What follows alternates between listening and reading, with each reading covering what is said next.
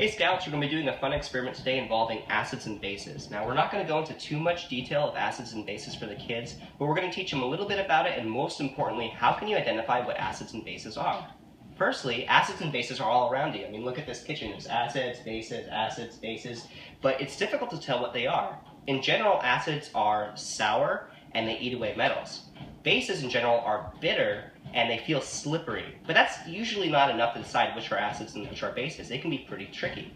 To decide what are acids and what are bases, we use a pH indicator. Now this pH indicator you can find in any store. It's red cabbage juice. Red cabbage juice ends up becoming a pH indicator. All a pH indicator does is measure how many protons are in the liquid. Protons denote how acidic a substance is. If a substance is acidic, it has a lot of protons. So more protons, more acidic. And that's all you have to explain to the kids. So let's go ahead and begin. The kids are going to be working with three chemicals in general. They're going to be working with salt water, lemon juice, and baking soda. The baking soda has to be mixed with water, otherwise it won't work. The kids in groups of 3 will be given 2 cups, each full of the pH indicator. They're going to use one for acids and one for bases. But before that, you're going to have the kids work with the saltwater solution. The saltwater solution, when poured in, produces no change. The kids will ask, well, why is there no change? All you have to explain to them is that saltwater is a completely neutral solution. It is neither acidic nor basic.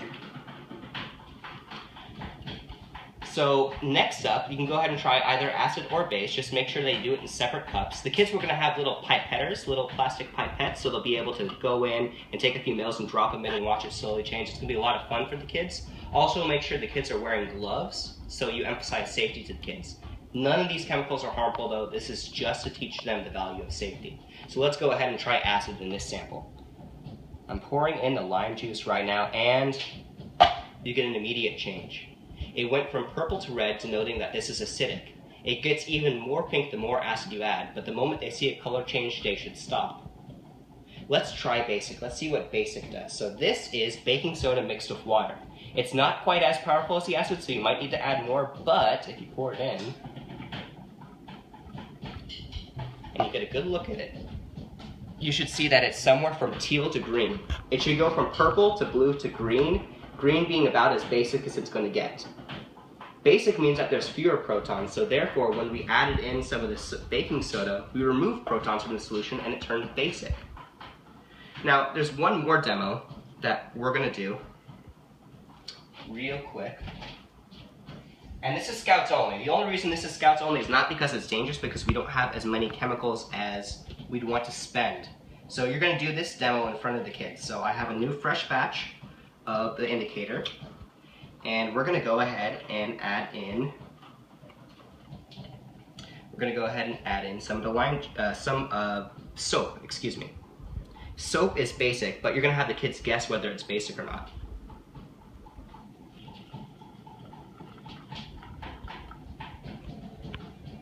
You can see it turned green.